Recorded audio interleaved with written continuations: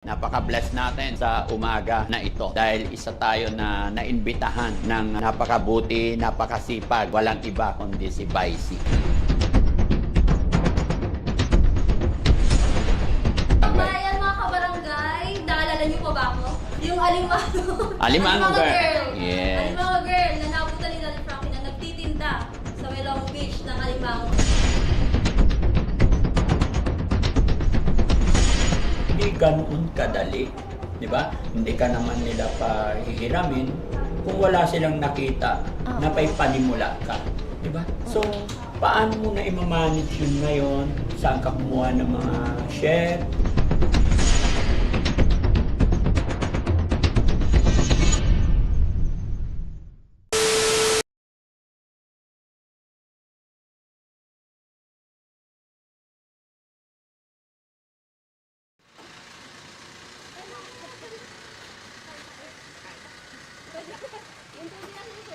Daddy Frankie.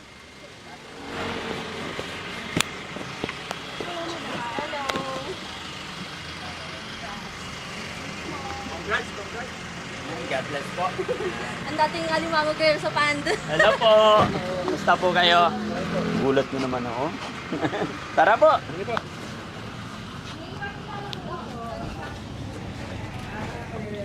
Ay po. Siya yung ano sa akin dati sa fish pan. Yung Alimango girl. Hello, sir. Siya yung nagbansag sa akin. Kumusta po kayo? Okay na po. Kumusta po kayo, sir? Nabutan niya akong nanguhuli ng crowd. Ang crush. Okay. Hello. Ang Nang ganda. naka-swimsuit. Charot. Ang galing. Dito na lang siguro tayo. Asan po kayo? Saan po kayo galing? Ay, Sa Makati po. Makati pa. saan kayo ito? Pero nakapunta na rin kayo before dito sa Kabuk. Yung first time po. First time po. Hindi silang na year dito. Sige lang, kahit saan mo kami. Dito, kain po tayo. Oh, sige po. Tara. Iyon, mga kababayan, mga kabarangay, isang mapagpalang araw, umaga sa atin lahat. And syempre, napaka-bless natin sa umaga na ito. Dahil isa tayo na naimbitahan ng napakabuti, napakasipag, walang iba kundi si Vicey. At syempre, sa mga hindi nakakaalam or sa mga hindi pa nakakapanood nung una nating ma-meet, makilala si Vicey, is na-meet natin siya sa kanyang parisan dito sa highway. Hindi ko na... Saan lugar yon? Noveleta lang din. Nobilita lang din. Pero sa bilis, sa sipag niya, eto, open siya ng seafood restaurant. Pangalan, All Blue. All Blue Cafe. Iyon. Kaya isa tayo na naimbitahan para saksiyan yung opening ng kanyang maliit na negosyo. Hopefully na mas lalaki pa, no? Opo. Ayan. So, Maraming branch. marami, oh. Tapos try natin mga kababayan, kumain, tignan yung kanilang specialty. Vicey, di ba mga kababayan, siya po si Vicey. Vicey, samantalayin na natin yung pagkakataon na nandito ang Team Daddy Frankie at karangalan na maimbitahan mo kami.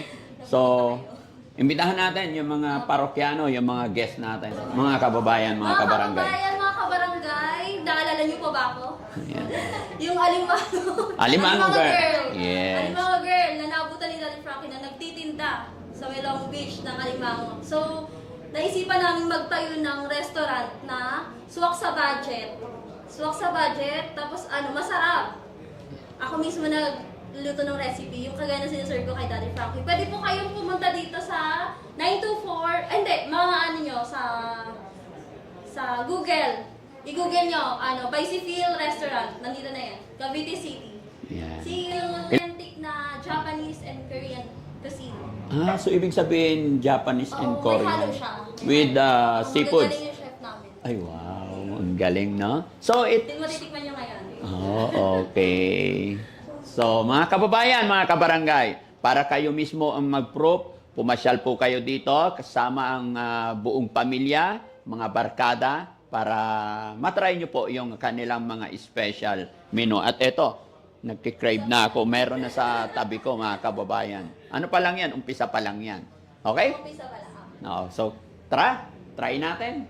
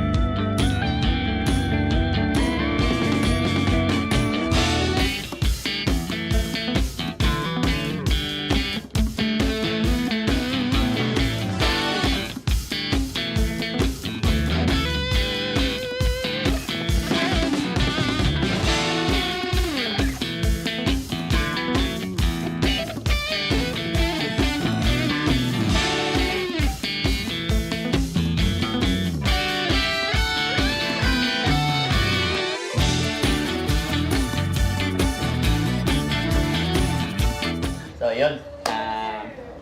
Baisi, thank you so much sa invite mo. At the same time, talagang hindi ko rin pinalagpas yung pagkakataon dahil ilang araw na talaga akong nag-crave sa seafood.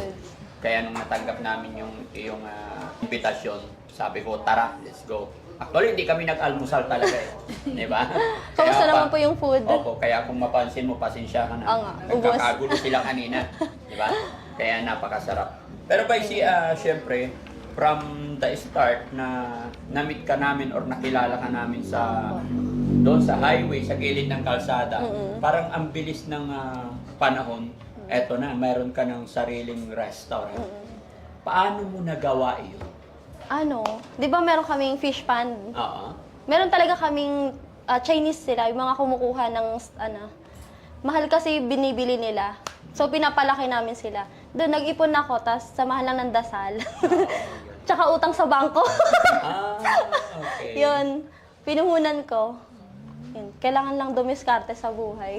Pero syempre, di ba, marami tayong mga kababayan, marami tayong, syempre sa hirap ng buhay ngayon, kahit sabihin nating nag-loan or what, syempre hindi ganoon kadali, di ba? Hindi ka naman nila pahihiramin kung wala silang nakita na panimula ka, di ba? So, paano mo na i-manage yun ngayon? Saan ka kumuha ng mga chef? Bali, ano kasi talaga, yung fish pan talaga nag-umpisa. Sa fish pan talaga nag-umpisa. Sa fish pan talaga? Fish pan talaga. So, ibig sabihin, doon sa fish pan, malaki rin ang... May nakatagong yaman sa fish pan.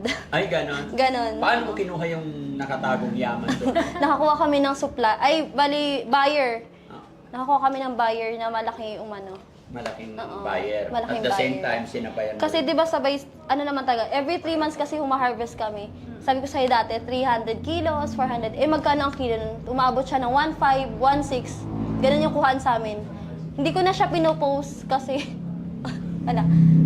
hindi ko lang siya pinopost kasi direct na siyang buyer eh. Hindi na, kasi pag pinost pa siya, marami pang kukuha na iba. Oo. Ganun. So, hindi pa nasusustain lahat. Oo. Okay. Marami pa siya talagang kailangan. Okay. So, honey, ikaw naman, anong masasabi mo kay Baisi? Siyempre, parang ito na yung start, yumayaman na siya lang. Hindi naman. Parang na-inspired ako sa kanya kasi yun nga, gaya ngayon dati, di ba, na pupunta kami sa inyo, doon lang talaga sa daan. Tapos yun, ngayon meron na. Oo, sabi rin kasi na Daddy Frankie yun dati. Yes. Baka pagbalik namin dito, restaurant na to. Diba sabi mo sa akin dati? Alam mo, talagang pag nagsalita yan, magkakatotoo. Oo. Totoo. Oo, ganyan sila. Parang may ganun nga. Para siyang may, pag nagsalita Oo. siya talaga magkakatotoo. Hindi, simula din kasi nung na-vlog ako ni Daddy Frankie, gumaan yung buhay ko. I mean, kahit anong itinda ko, pumapatok siya. Ganun. Pumapatok talaga. That's coming from our God, no? Talagang blessing Siya, yan. blessing. Blessing. Blessing si Kaya- Daddy Frankie. Kaya lahat ng mga blessing, pagka siniswerte tayo, huwag nating sayangin yung pagkakataon. Oo. Huwag nating sayangin yung panahon. Yung mga blessing na dumarating, pakaingatan, Palaguin pa. mamahalin, pagyamanin. Yes, paglaguin natin. Tsaka, at least, nakikita ko naman sa'yo na approach mo sa mga client natin, sa mga guest natin. Thank you. Sana hindi ka magbago. Oo. Sana kahit dumating yung time na mayaman ka na, kaibigan mo pa rin Sana. kami. Ha? Sana yung maman. Yes, walang imposible basta lagi lang tayo mag-pray. No? So yun mga kababayan, mga kabarangay, muli po inaanyayahan namin kayo. I-try nyo rin po yung mga nagkikrave sa seafoods. Napakasarap po. At saka meron pa silang mga yung mga maki-maki. No? Japanese Korean cuisine. Iyon. Japanese, Korean cuisine. Pinaghalo na nila. Kaya Oo. kung ano man yung Cravings ninyo, niyo, nandito na lahat. nandito na lahat. No? So, si Vicey, invite mo sila at sabihin mo rin yung complete address para hindi sila mahirapan Sige, sige. hanapin to. Hello mga kababayan! Bali kung gusto nyo pumunta sa store namin, matitikman nyo ang seafoods, masarap na seafoods, fresh. Galing mismo sa aming fish pond, yung alimango na kinukuha. Then, menu pa rin namin dati yon, yung nandun ako sa fish pond. Makikita niya siya sa 924 Manila Cavite Road, Dalahican, Cavite City. Pero i-search nyo sa Google, Vicey Phil Restaurant. Kasi dating buffet to, nag-buffet din ako. At saka isa pa mga kababayan, kung bakit binabalik-balikan din ng parokyano dahil sa diskarte ni Vicey na pag mga kumakain daw, siya rin ang nagsuserve and Pwede. then sinasayawan pa daw niya. Hawak ang beat. Hawak po ang beat. Vicey, pwede bang sampulan mo rin kami? Pwede sabay-sabay tayo. Hindi, ikaw lang muna. Sabay-sabay tayo. Busy siya kanina mga kababayan kasi kung makikita nyo hanggang sa labas maraming guests. Pero kahit tapos na kami, pagbibigyan tayo siguro ni Vicey. Oh, Paano nga yun? Paano nga yun? Tugtog yan. Okay po. Tatayo si Ma'am dito. Ito wala yun. Ha? Si Pasamahan Jessie mo na ako. lang. Sige. Dalawa sila, Maganda na yung waitress natin, mga kababayan. Boss pa yan ha, take note, sorry ha. Boss pa yan. Nako nako.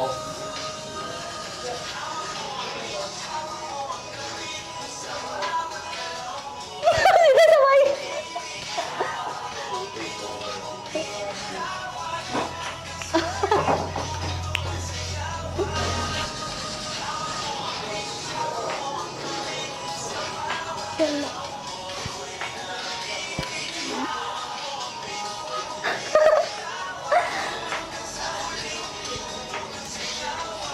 So ugly.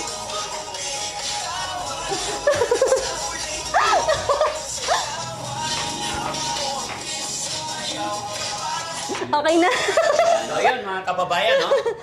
Bukod sa busog ka na at napakagandang may-ari, meron pa silang mga treats, pakulo sa ating mga parokyano para sila'y gaganahan. Kaya mga kababayan, mga kabarangay, try nyo rin po dito para kayo naman ang sasayawan ni Vicey. No? Napakaganda, napakabait. Hey. Maraming salamat mga kababayan. God bless po. Kita-kita po tayo dito.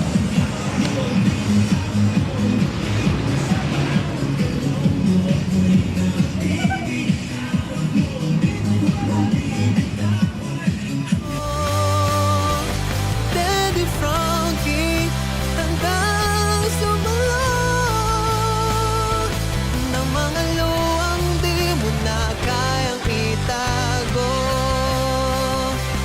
Daddy Frankie, nagmamahal sa'yo. Daddy Frankie, tayo na'y tumulong.